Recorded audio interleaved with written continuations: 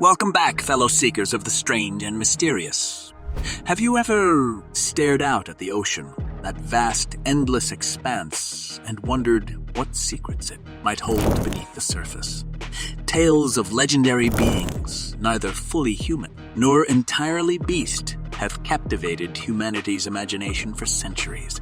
But perhaps no figure is as alluring, mysterious, or enduring as the merfolk. Those half-human, half-fish beings whose stories stretch across cultures and time.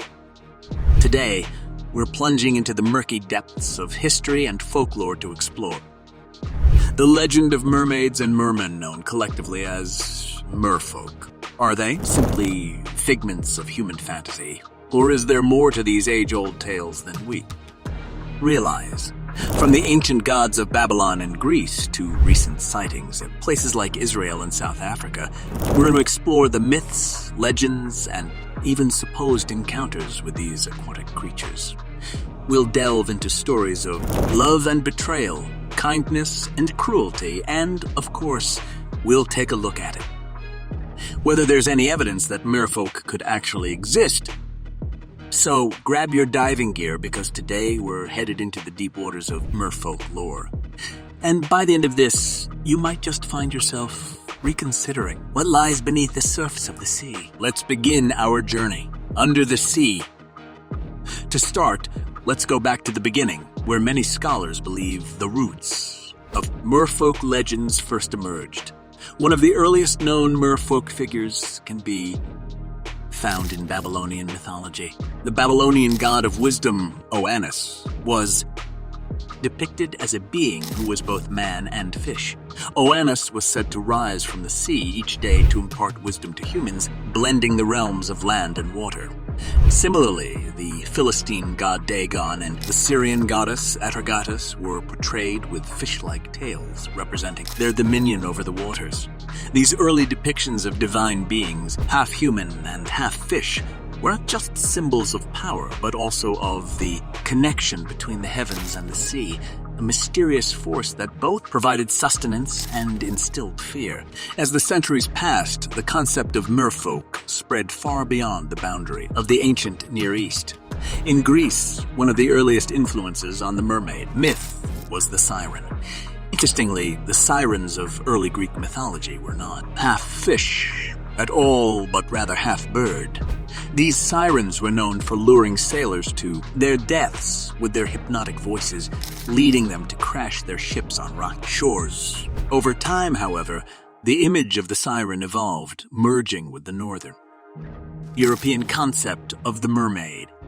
By the time this transformation was complete, the sirens had adopted the familiar form of a beautiful woman with a fish's tail, dangerous and alluring all at once. The evolution of the siren into the mermaid we recognize today is just one example of how myths can blend and change over time, often absorbing traits from different cultures and stories.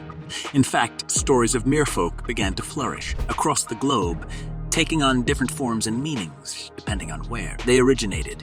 In many instances, mermaids were seen not as dangerous temptresses, but as benevolent beings who interacted with humans in surprising ways. For instance, the Irish merfolk, known as merrows, were generally peaceful and could travel freely between the underwater world and the human realm by wearing magical red caps. The merrows were not always portrayed as being beautiful, especially the males, who were said to have green hair, sharp red noses, and webbed fingers. Despite their somewhat grotesque appearance, merrows were known for forming close bonds with humans, sometimes even marrying them. There are even legends claiming that certain Irish families, like the McVees, are descended from these sea-dwelling creatures. Whether or not these claims are rooted in fact, the legend of the merrows offers a fascinating glimpse into how different cultures perceive the relationship between humans and the sea. But we don't have to stay in Europe to explore mermaid myths across the globe. In Japan, we find another fascinating interpretation of the merfolk legend, the ninjo. Unlike the beautiful mermaids of European lore, ningyo were often described as having the body of a fish but the face of a human. They were considered a symbol of good fortune and long life. However, there was a darker side to the ninjo legend. It was said that anyone who ate the flesh of, ninju would gain immortality, but such an act could bring a curse, causing misery or misfortune. This complex view of the ninjo contrasts sharply with the way mermaids were viewed in medieval Europe, where they were often seen as harbingers of doom or symbols of sinful temptation. The fact that such similar legends of merfolk arose in distant parts of the world raises an intriguing question. Why did so many cultures, separated by vast oceans, create stories about half-human, half-fish beings? Is it simply coincidence, or does it speak to something deeper in the human experience? One theory is that these myths emerged from humanity's relationship with the sea, a force that has always been both life-giving and dangerous. For ancient peoples who relied on the ocean for food, trade, and travel, the sea represented mystery and unpredictability. In many cultures, the ocean was viewed as a place of both wonder and fear, a realm of unknown creatures and powerful forces. In medieval Europe, for example, mermaids came to symbolize vanity and lust, reflecting the belief that the ocean itself was a place of temptation. The church often used mermaids as warnings against the dangers of sin and in Tudor England, the word mermaid was sometimes even used to refer to prostitutes. However, not all mermaid stories had such negative connotations. In some legends, merfolk were portrayed as wise, kind beings who could help or heal humans. In one Scottish tale, a mermaid appears at a funeral, offering advice on how to prevent future deaths by using a particular type of herb. Another story tells of a young Scottish man who saved a mermaid and, in return, was granted the ability to heal others. These legends illustrate that, while the sea, and by extension merfolk, could be dangerous, it could also offer guidance and healing. In the Solomon Islands, the Bonito Maidens were believed to protect fishermen and help them catch fish, while in Canadian Micmac legend, the halfway people were said to warn fishermen of approaching storms. These mermaids, much like the more malevolent ones, reflected the dual nature of the sea itself, both a giver of life and a bringer of destruction. Still, it would be a mistake to assume that all mermaids were gentle or wise. Some legends depict mermaids as dangerous, even bloodthirsty. In Portuguese folklore, for instance, mermaids were said not only to lure men to their deaths, but also to devour them. The Stjora, a Swedish sea spirit, was believed to lead sailors into treacherous waters, causing their ships to sink. These darker tales serve as reminders that the ocean, while beautiful, is also a place of peril, and that the creatures associated with it could embody that danger. With such a wide variety of stories surrounding merfolk, from benevolent protectors to deadly predators, it's no wonder that people have continued to be fascinated by them for centuries. But could there be more to these stories than just myth and legend? Throughout history, there have been numerous claims of actual encounters with mermaids, some of which are surprisingly detailed. One of the earliest recorded sightings comes from Christopher Columbus. In 1493, while sailing near what is now the Dominican Republic, Columbus reported seeing 3 mermaids swimming near his ship, though he noted that they were not as beautiful as they are painted. His account has intrigued historians and enthusiasts alike.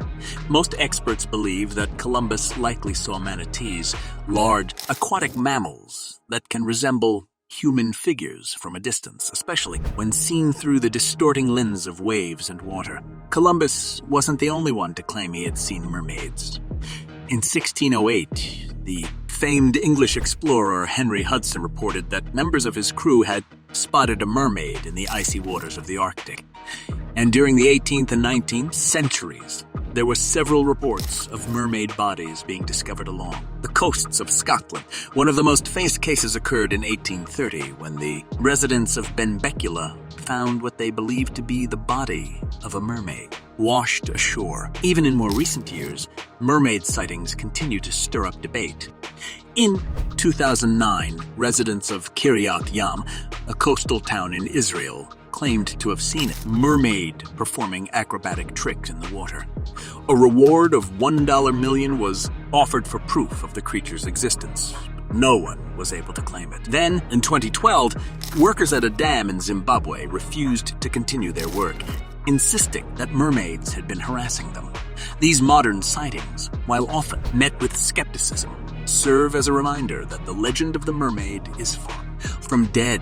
So, are these sightings proof of the existence of merfolk, or are they simply result of overactive imaginations, hoaxes, or misidentifications? While science may lean toward the latter explanations, the enduring appeal of mermaid stories speaks to something deeper in our collective consciousness. Perhaps it's the mystery of the sea itself that keeps these legends alive. A place where the line between reality and imagination blurs, and where the possibility of discovering something unknown still exists. So what do you think?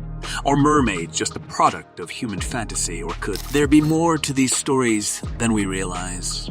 As always, let us know your thoughts in the comments below. And don't forget to like, share, and subscribe to stay up to date on all things mysterious and magical. Who knows what other hidden worlds are waiting to be explored? Thanks for joining us on this deep dive into merfolk lore. Until next time, keep your eyes on the water. You never know what might be looking back at you.